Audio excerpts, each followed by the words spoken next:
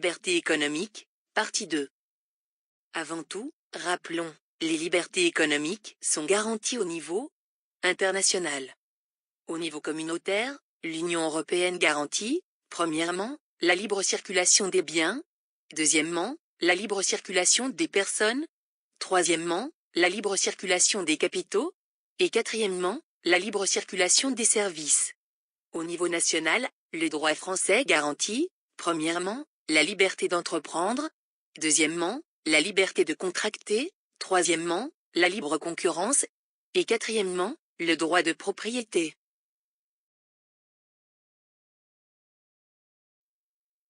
Mais, comme toute liberté, le droit encadre les libertés économiques de l'entreprise. Pour quelles raisons? Déjà pour sauvegarder l'ordre public.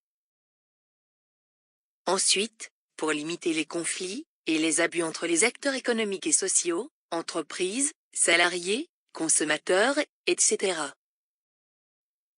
Enfin, pour protéger l'intérêt général et protéger les plus faibles. Mais comment la loi encadre-t-elle ces libertés? Considérons quelques exemples.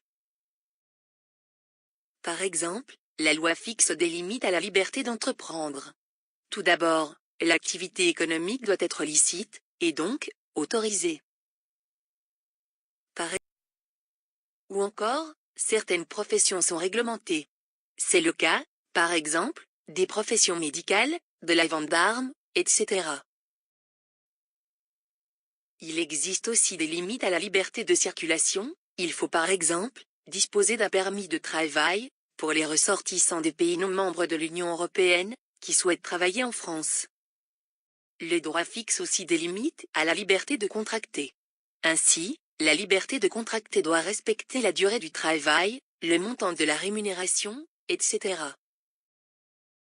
Certains contrats sont obligatoires, c'est le cas par exemple des assurances. De plus, certaines clauses jugées abusives sont interdites.